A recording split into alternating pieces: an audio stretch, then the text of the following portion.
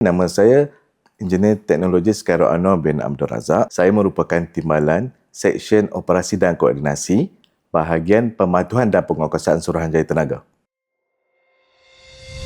Kecurangan elektrik atau dalam bahasa undang-undangnya adalah penggunaan elektrik secara curang. Bagi mana kes-kes pelombongan Bitcoin, ia tidak diklasifikasikan sebagai aktiviti haram di dalam mana-mana perundangan sedia ada. Walau bagaimanapun, berdasarkan operasi dan siasatan Suruhanjaya Tenaga, kita mendapati bahawa pelombongan Bitcoin ini dijalankan dengan menggunakan elektrik secara haram atau mencuri elektrik. Ini secara tidak langsung memberi kesan kepada sistem elektrik di kawasan yang mana perlombongan tersebut dilakukan.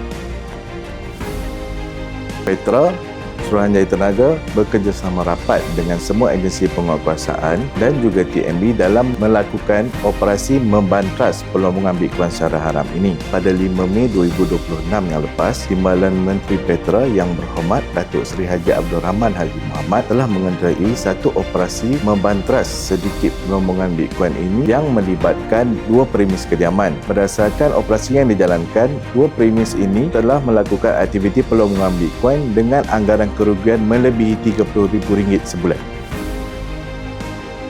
Bagi pihak Suruhanjaya Tenaga, aspek keselamatan merupakan salah satu aspek yang dititik beratkan dalam operasi penguasaan ST. Keselamatan pengguna adalah penting, yang mana berdasarkan kita punya operasi penguatkuasaan yang telah dijalankan, kita mendapati premis-premis yang menjalankan aktiviti pelombongan Bitcoin secara haram ini tidak menggunakan kabel-kabel yang mengikut spesifikasi yang telah ditetapkan oleh Suruhanjaya Tenaga. Ini secara tidak langsung meningkatkan risiko renjatan elektrik dan juga gangguan bekalan kepada orang awam. Selain pada itu juga, dengan menggunakan sambungan kabel yang tidak diluluskan, ia juga mengundang kepada risiko litar pintas dan juga kebakaran. Bayangkan, ia seolah-olah bersamaan dengan penggunaan 60 biji aircon 2 horsepower yang digunakan secara berterusan 24 jam sehari. Penggunaan yang tinggi ini meningkatkan risiko keselamatan yang mana memberi kesan pihak awam seperti risiko terjadinya litar pintas, kebakaran maupun renjatan elektrik adalah tinggi. Mengikut rekod operasi Suruhanjaya Tenaga, bermula pada tahun 2023, kita mula mengesan pelombongan ini mula memilih untuk beroperasi di premis-premis kediaman. Ini adalah sesuatu yang cukup membimbangkan kerana ia menimbulkan risiko keselamatan kepada penduduk setempat dan ia juga boleh menyumbang kepada gangguan bekalan di tempat tersebut. Suruhanjaya Tenaga mengakui terdapat cabaran dalam membantras sindiket-sindiket pelombongan Bitcoin ini. Berdasarkan operasi-operasi yang kita jalankan, kita dapati sindiket-sindiket ini menjalankan aktiviti pelombongan Bitcoin dalam keadaan tiada orang, yang mana premis-premis ini beroperasi 24 jam, 7 hari seminggu, 365 hari dan menggunakan elektrik dengan kadar yang terlalu tinggi. Ini mengakibatkan terdapat gangguan-gangguan bekalan dan risiko kebakaran di kawasan tersebut. Selain daripada itu, pemilik premis juga perlu mengambil tindakan sewajarnya bagi mengatasi penyewa-penyewa yang melakukan kegiatan pelombongan Bitcoin secara haram ini.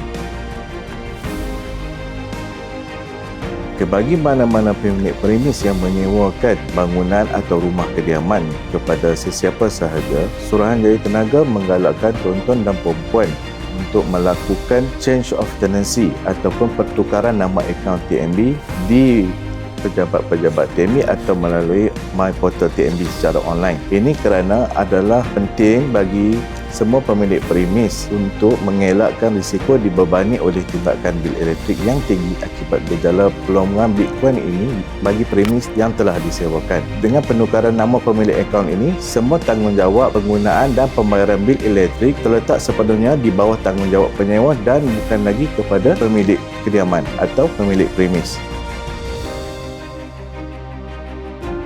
Bagi pihak Suruhanjaya Tenaga, kita mengharapkan semua pengguna tidak mengganggu perpasangan meter elektrik milik utiliti atau melaporkan kepada ST atau TMB atau mana-mana pihak berkuasa sekiranya mendapati berlakunya apa-apa kejanggalan pada meter atau terdapat aktiviti-aktiviti yang mencurigakan di premis-premis tuan-tuan dan puan-puan. Pemilik premis juga diingatkan supaya berhati-hati apabila menyewakan premis kepada mana-mana pihak dan hendaklah prihatin dengan aktiviti yang dijalankan oleh penyewa premis.